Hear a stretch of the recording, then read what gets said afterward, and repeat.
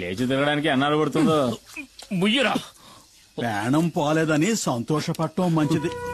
400 కిలోల బరువున్న పెద్ద పులిని దాని గుహలోకే వెళ్లి వేటాడి చంపగలిగిన వాడే కుమారు. ఆ కుమారు భార్య సీబొట్టుకులాగి దెబ్బలు తిన్నావు కదా సారు. కొంచెం మెల్లగా మాట్లాడు. నా భార్య ఇంట్లోనే ఉంది. వాసంతి ఏంటి?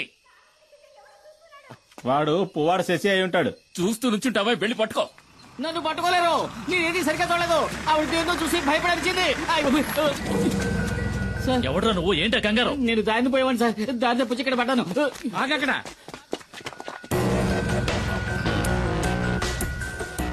రమణాచారి ఏసీపీ. ఇన్ఫర్మేషన్ వచ్చింది. రేపు ఉదయం వస్తారనుకున్నారు. నిన్న సాయంత్రమే పులియూరుకు వచ్చాను. అప్పుడే తెలిసింది మీకు యాక్సిడెంట్ అయిందని. చూస్తుంటే ఇది యాక్సిడెంట్ లా లేదే రేంజర్. ఏదో పులి దాడి చేసినట్టుంది. దిగులు పడకండి, నాకంతా తెలుసు. నేను పులివేటకే వచ్చాను. దానికి ఈ రేంజర్ సహాయం కూడా కావాలి. మీ పేరేమిటండి? దివాకర్ సార్. సరే, మీరిక వెళ్ళొచ్చు. ఈ వైద్యుని కూడా తీసుకువెళ్ళండి. నేను ఈ రేంజర్ తో కొన్ని విషయాలు మాట్లాడాలి. ఇది తమాషా కాదు కుమార్, జాగ్రత్తగా ఉండాలి. ఇంతవరకు పోలీస్ ఆఫీసర్లు ఎవరు నేను వెతుక్కుంటూ ఈ ఊళ్ళోకి రాలేదు. ఇదే మొదటిసారి. కుమార్ ఏం చేశాడని? చూడనా, నువ్వు విషయం తెలియకుండా మాట్లాడుతున్నావు. పులిని చంపిన కేసు అయితే దానికి జామీన్ కూడా ఎవరు? నేనే పులిని చంపానడానికి సాక్ష్యం ఏమిటి? అయ్యో కుమార్, ఎఫ్ఐఆర్ రాసింది ఆర్కే గనుక దానికి సాక్ష్యాలేం అక్కర్లేదు, ఆధారాలు అంతకంటే అక్కర్లేదు. అడవిలో ఏ మృగాన్ని చంపిన కేసైనా రేంజరే స్వయం సాక్షి అవుతాడు. కోర్టుకు అది సరిపోతుంది. అది చాలదన్నట్టు ఆర్కేను కొట్టిన కేసు ఒకటి. దివాకర్ చెప్పింది కూడా నిజమే కుమార్. కొన్నాళ్ళ పాటు నువ్వు ఎక్కడైనా ఉండడం మంచిది. ఎందుకని? నేనేం వెతుక్కుంటూ వెళ్లి అడవిలో ఉన్న పులుల్ని చంపలేదే. చంపాను నిజమే. ఊళ్ళోకి చొరబడి పులియూరు ప్రజల్ని దారుణంగా చంపిన వాటిని చంపాను. అదేం పెద్ద నాకు తప్పనిపించట్లేదు. ఊళ్ళో వాళ్ళని పులి చంపితే కేసు లేదు, ఊళ్ళో వాళ్ళని చంపిన పులిని ఈ కుమార్ చంపితే కేసు. ఈ పని కోసం నన్ను ఉరి తీసినా సరే ఆ రేంజర్ లాంటి ఎదవలకు భయపడి అడవిలోకి వెళ్లి ఎక్కడో తలదాచుకోవాల్సిన అవసరం నాకు లేదు. త్వరగా ఆ మూల పెట్టండి, బయటికి కనిపించకూడదు. రేయ్, ఏంట్రా మీరు చేస్తున్న పని? ఏంటి? అన్నయ్య కూడా మాట చెప్పకుండా అర్ధరాత్రి సరుకు తీసుకొస్తే మేమేం చేయగలం? ఎక్కడని దాచగలం? రే, మీ అన్న సహాయం చేస్తానని చెప్పాడుగా, మరేంటి? రేయ్, అన్నయ్య సహాయం చేస్తానన్న మాట నిజమే. ఇప్పుడు ఆయన ఆ స్థితిలో లేడురా. ఈ పరిస్థితుల్లో అన్నయ్య వదన్ని చిన్నిని వదిలేసి రాలేడురా. అన్నయ్యతో నేను మాట్లాడతాను. ఆయన ఇంకో బండిని మీకు అరేంజ్ చేసిస్తాడు. సరే, అంతవరకు సరుకు ఈ లారీలోనే ఉండని. అదే ఇంకా ఎందుకు ఆలోచిస్తావు? ఇది చేసేది నీకోసం కూడా. ఆ విషయం మర్చిపోకరా. ఏంటి సింహాద్రి? రండి. ఏంటి విషయం చెప్పు. శంకర్ని నిన్న రాత్రి పోలీసులు పట్టుకున్నారు. రామయ్య కుడిబుచ్చం వాడు. గంజాయిన చుట్టూ వాడికొక్కడికే తెలుసు. ఇప్పుడు ఏం చేద్దామంటావా? ఇప్పుడే దాన్ని పులియూరుకు చేర్చాలి. దానికి ఒక్కటే దారింది కుమార్. అరెస్టోళ్ళు పోలీసులు వెంటనే ఇక్కడికి వస్తారు. వాళ్ళ కళ్ళు గొప్పి లోడు తీసుకెళ్లగలిగిన వాడు ఈ పులియూరులో కుమార్ ఒక్కడే. అదెలా జరుగుతుంది సింహాద్రి? ఈ పరిస్థితిలో కుటుంబాన్ని వదిలి కుమార్ అన్న ఎక్కడికి రాడని మని చెప్పాడుగా. ఆ విషయం నాకు తెలీదు. ఈ సమస్య నుంచి మిమ్మల్ని రక్షించడానికి కుమార్ తప్ప ఇంకెవరూ లేరు. మేమంతా ఎంక్వైరీ చేశామన్నా. ఆ రేంజర్ ఇప్పుడు హాస్పిటల్లో ఉన్నాడు. మీకు వ్యతిరేకంగా హత్యానేరం కింద కేసు రిజిస్టర్ చేశాడు. అది కాక పులిని చంపిన కేసు ఒకటి. మేం వెళ్ళడానికి నువ్వు చెప్పిన జీప్ సరిపోతుంది. మిమ్మల్ని పోలీసులకు అప్పచెప్పి ఇక్కడి నుంచి వెళ్ళడానికి మనసు రావడం లేదన్నా. ఇప్పుడు వాళ్ళకి దొరికావంటే జామీన్ మీద కూడా బయటికి రానివ్వకుండా జైల్లో వేస్తారు. అన్నా, ఆలోచించుకునే టైం లేదు. పోలీసులు పెద్ద ఎత్తున బయలుదేరారంట. నువ్వు నీ కుటుంబం మాతో పాటు వచ్చేయండి. ఈ అడవి దాటితే చాలు మనల్ని ఆ తర్వాత పోలీసులు ఏం చేయలేరు. ఇది కన్ఫర్మ్. చూడండి, మిమ్మల్ని పోలీసులు పట్టుకుపోయారంటే మేమేం ఉయ్యోగయ్యో చూసుకుంటాం. కుమార్, ఇక నువ్వేం ఆలోచించొద్దు. ఇక్కడ ఏం జరిగిందని నేను చూసుకుంటాను. నువ్వు మైనాని పాపం తీసుకుని ఇక్కడి నుంచి బయలుదేరు. అన్న, వెంటనే బయలుదేరదాం. పోలీసులు ఎప్పుడైనా ఇక్కడికి రావచ్చు. వస్తారా? రాని. ఒక్క పోలీసు కూడా వంతిని దాటి ఇక్కడ కాలు పెట్టలేడు.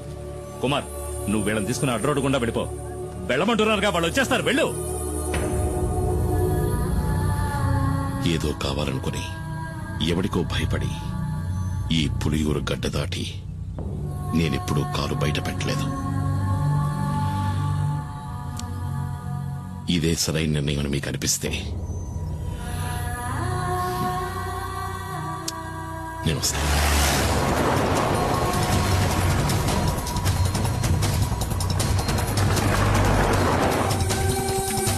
అన్నా, త్వరగా రండి.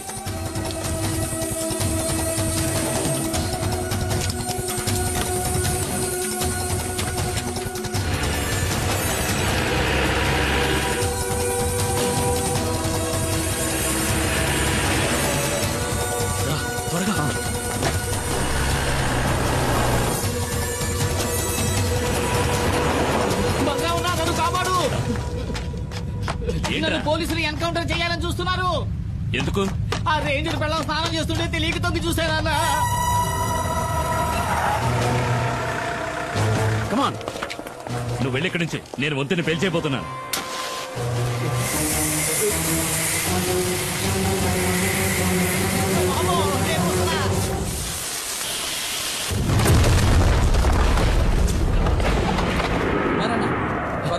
బండి కూడా రెడీగా ఉంచారు.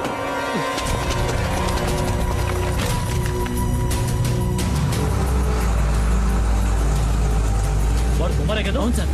వాడు కూపరోడ్ దారి నుంచి తప్పించుకోవాలని చూస్తున్నాడు.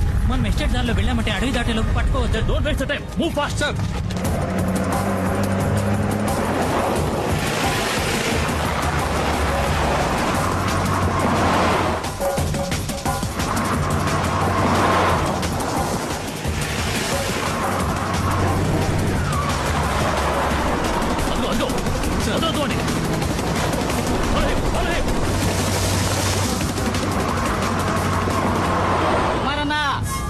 వేగంగా వెళ్ళండి.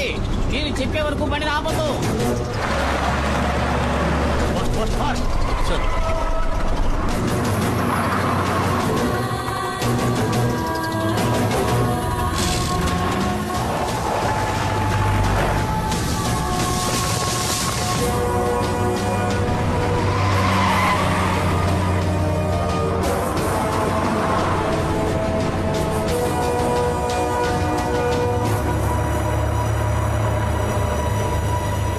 పోలీసులు దొరికితే అంతే. లారీ మొత్తం గంజాయే. ఎలాగైనా సరే ఈ అడవి దాటుకుని మా ఏరియాలోకి ప్రవేశిస్తే ఏ రిస్క్ ఉండదు. అక్కడ నిన్ను ఎవరూ ఏం చేయలేరు. నన్ను నమ్ము.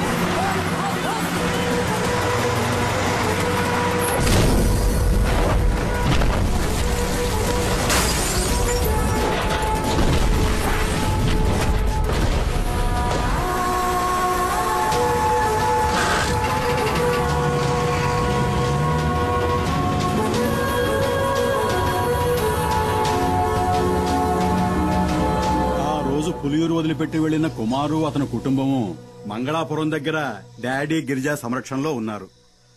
ఇక్కడున్న కేసును మాఫీ చేయిస్తానని చెప్పి ఆ డాడీ గిరిజా కుమార్కి మాటిచ్చాడు. బాధపడొద్దు, అతను తప్పకుండా తిరిగి వస్తాడు. నీ గురించి నేను చెప్తాను, తప్పకుండా సహాయం చేస్తాడు. బాబు, అడగటం మరిచాను, ఆ కుమారుతో ఎవరొచ్చారని చెప్పాలి?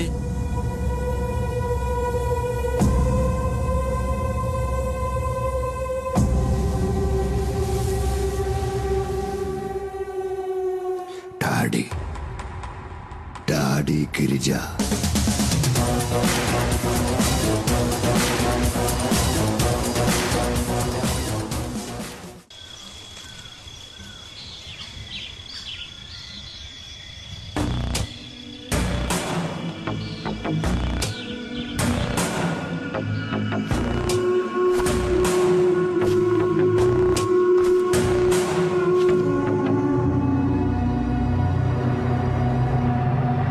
మనం ఎంత దూరం వచ్చాం, ఒక్క పోలీసుడు కూడా మనల్ని అడ్డుకోలేదు. చూసారా? గంజాయాకును పొడిగా చేసి లారీలో ఎక్కించినప్పుడు ఏదో అనుకున్నాను మీ గురించి. ఇప్పుడు కదా అర్థమైంది. దేహ బలమే కాదు, మీకు బుద్ధి బలం కూడా ఎక్కువని. పరిగెట్టిని బాగా లాక్కట్టారు కదా, రోడ్లో గడ్డెక్కడా జారుదుగా. ఇలాగే తీసుకువెళ్ళి పశువులకు మేతగా వేయకుండా ఉంటే చాలు.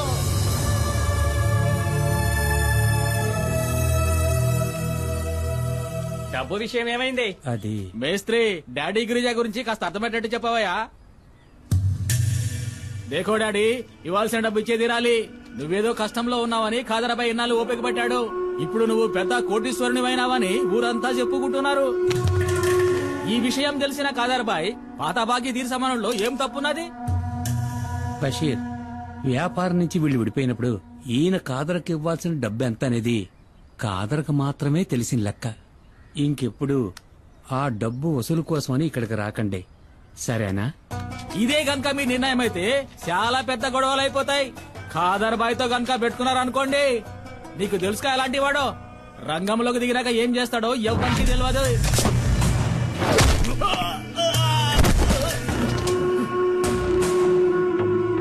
నేను మంగళాపురాన్ని ఏలేసి వచ్చిన తర్వాతేరా ఆ ఖాదర్బాయి గాడు అడుగు పెట్టాడు, పెద్దోడయ్యాడు. ఇల్లు అడిగి చెప్పు, ఆడికి దమ్ముంటే నా ఎదురుగా నిలబడి డబ్బులు అడగమను. బషీర్, ఏంటలా చూస్తావు, వెళ్ళు.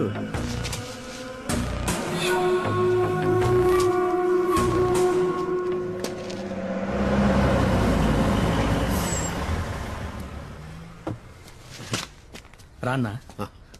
డాడీ, ఈయనే కుమార్. సరుకు లారీలో ఉంది. ఈయన వాళ్ళ ఊళ్ళో ఉండలేని పరిస్థితి, అందుకని నేనే కుటుంబంతో సహా ఇక్కడికి తీసుకొచ్చాను.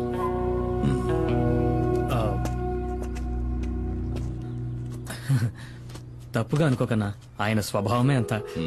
మేస్త్రి, కుమార్ అన్న ఫ్యామిలీతో మన అవుట్ హౌస్ లో ఉంటారు, సరేనా? భద్రా, ఇల్లు త్వరగా శుభ్రం చేయి. అలాగే సార్. అన్నా, ఇదే మీరు ఉండబోయే కొత్త ఇల్లు. ఇదా? ఈ ఇల్లా? ఇది మాకు సరిపడదు. మాలాంటి వాళ్ళు ఉండడానికి ఏదైనా చిన్నిల్లు ఉంటే చూడు. అది సరే, ఇంకేదో అనుకున్నాను. 2 రోజులుంటే అంతా అలవాటు అయిపోతుందన్నా. తర్వాత దీన్ని వదిలిపెట్టి వెళ్ళలేరు. నువ్వు ఇంకా బతికే ఉన్నావా?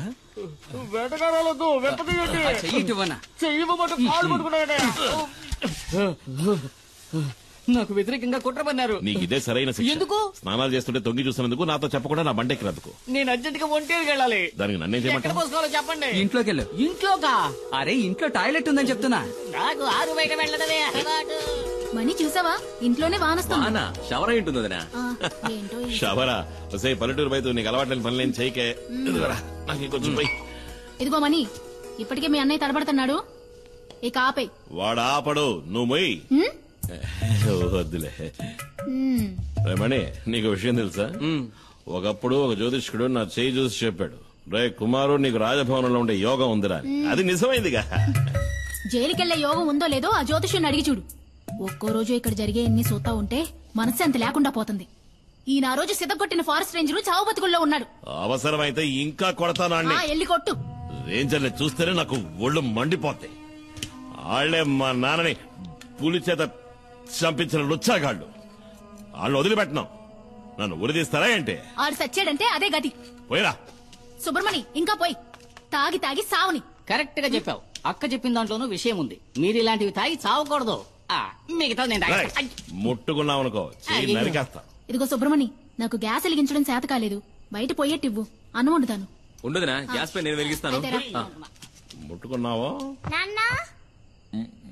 ఒకసారి దేనికి తల్లి? వెళ్ళి ఏంటో అడగన్నా. జాగ్రత్త. తాకనే తాకను. తాకేవో అయిపోతావు. ఈ విషయంలో కన్న తండ్రి చెప్పినా విన్నంటే విన్నా.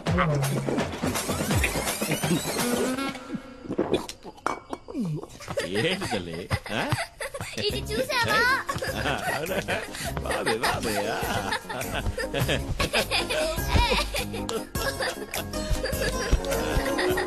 మైనా, మైనా, వేక దాకా సారాయి తాగి పిలుస్తున్నాడు చూడు, మైనా మైనా అంటూ. ఏంటి నువ్వు వచ్చి ఈడ పడుకోద్దా?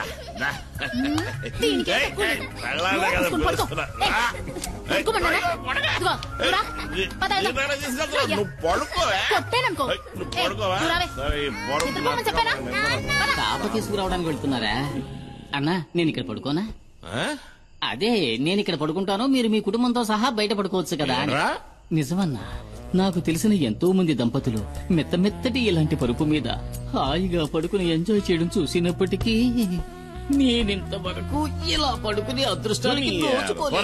ఇక్కడ ఉండడానికి లేదు. మీ ఊరు తమాషాగా అంటున్నావు. మళ్ళీ నువ్వు నా కండ పడ్డావో చంపేస్తాను నిన్ను. అన్నయ్య, అన్నయ్య వాడిని ఇక్కడి నుంచి పంపించేస్తే మనం ఇక్కడ ఉన్న విషయం పోలీసులకు చెప్పేస్తాడు కదా. అయ్యో అదొకటి ఉంది కదా. అక్కడే ఆగు. ఈ రాత్రికి వదిలేయన్నా, రేపు తెల్లారుజామున వెళ్ళిపోతాను. పోనీ ఎల్లుండి, ఆవలెల్లుండి. మర్యాదగా చెప్తున్నా, నేను మర్యాదగానే వెళ్తా. ఉండమన్నాను కదా అని ఎదవేసారు వేసావనుకో, అంతే సంగతి. గుత్తి గులాబ్ జామ్ అయిపో. లేదన్నా, మన ఊరి పోలేరమ్మ మీద ఒట్టు. ఎవరు స్నానం చేస్తున్నా నేను తొంగి చూడను, నేను అసలు స్నానం చేయను. ఒకవేళ చూస్తే నీ తల పగిలిపోద్ది. కుమారన్న, ఒక చిన్న ప్రాబ్లం. ఏంటి? లారీలో ఉన్న సరుకు ఎలాగైనా ఈ రోజు రాత్రికే ఫార్మసీకి చేర్చాలి. ఫార్మసీ అదెక్కడుంది? ఇక్కడ నుంచి 3-4 గంటల ప్రయాణం ఉంటుంది. త్వరగా వచ్చి బండి తీయనా? అయ్యో, నేను ఇప్పుడు బండి తీయలేను. అదేంటి? కొద్దిగా వేసుకున్నా. మందు కొట్టి నడిపితే నెమల వాహనానికి కోపం వస్తుంది. ఇంతకుముందు 2 సార్లు అట్లా జరిగింది కూడా. మనం రేపు ఉదయం. అయ్యో కుమారన్న, అది మంచిది కాదు. రాత్రిలో లోడ్ దించేయాలి. పొగలైతే చాలా రిస్క్ అవుతుంది. ఇబ్బంది పెట్టకండి. సరే పర్వాలేదన్నా, లారీ తాళాలు ఇవ్వండి, నేను తీసుకెళ్తాను. వద్దు అన్నా, తెల్లారలోపు నీ లారీ ఇక్కడ ఉంటుంది. వేరే దారి లేదన్నా, ప్లీజ్ అన్నా. నా నెమల వాహనాన్ని ఇంతవరకు ఎవరికి ఇవ్వలేదు. ఇవి తాళాలు కావు, నా ప్రాణం. జాగ్రత్తగా నడుపుతాను. థాంక్స్ అన్నా, జాగ్రత్తగా. వస్తాను. అదే బాబా తమ్ముడు.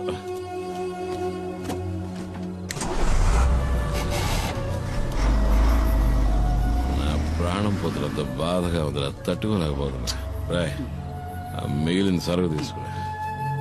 మిగిలిందంతా నేను తాగేశానన్నా. మనసా కవించకే నన్నిలా. ఏంటి తెల్లారగానే స్నానం చేసి అలవాట్లేదా? నాకు తెలుసులే. చేసేటప్పుడు చెప్పు, మన ఉద్యోగం అందరికి సాయం చేయడమే. నీ సాయం కావాల్సినప్పుడు చెప్పి పంపిస్తాలే. ఓ రైసులు చూద్దాం. జానికే కదా నీ పేరు? కాదు, సుమతి. ఏం కావాలి నీకు? అదే మామూలుగా ఇంటి పనులు చేసేవాళ్ళ పేరు జానికనే ఉంటది. ఏంట్రా తనతో? ఏం లేదన్నా, తను నాకు గేలం వేయాలని చూస్తుంది. ఏంటి? తను నాకు గేలం వేయాలని చూస్తుంది అంటున్నా. నేను చిక్కుతానా? నా లెవెల్ ఏమిటి, ఆ పని మనిషి లెవెల్ ఏమిటి అన్నట్టు మర్చిపోయిన. రాత్రి వెళ్ళిన బండి ఇంకా రాలేదేంట్రా? ఇంకా రాలేదా? అవును. ఒకవేళ యాక్సిడెంట్ అయి బండి లోయలో పడి ఖాళీ బూడిదైపోయి ఉంటే? నీ దరిద్ర పనులు డబ్బులు ఎదవా. అలా జరుగుంటుందేమో అన్నానంతే. మనసా కవ్వించకి శశి శశి శశి. నెమలి వాహనం రాలేదు, నా లారీ ఇంకా రాలేదని చెప్తున్నా. లారీయే కదా వస్తుందిరే. అన్నా, అతనంత కష్టపడుతుంటే వాళ్ళంతా సాయం చేయకుండా అలా చూస్తూ నుంచుంటారేంటి? మనం వెళ్ళి చేద్దామా? ఆయన దండేలు తీస్తున్నాడు రా. 96. ఏంటి కుమార్, పోటీకొస్తావా? వద్దు సార్, వాడతారు. ఈ విషయంలో అన్నను ఓడించే వాళ్ళు ఎవ్వరూ ఉండరు. అన్న పులి కదా. నాకేదైనా పని ఇప్పించండి సార్. నేనేమీ చేయకుండా ఊరికే తిని కూర్చోను. నాకు కూడా ఊరికే ఉండడం ఇష్టం ఉండదు. అయితే నేను ఇక్కడ ఉన్న బళ్ళని కడిగేస్తాను. కొంచెం ఆలోచించేయన్నా. అయితే నువ్వు వెళ్ళి ధైర్యంగా కడిగానా? మురికి ఎక్కడుందో నేను చూపిస్తాను. గుద్దినట్టే వెళ్ళి 2 బకెట్లు నీళ్లు తీసుకురా.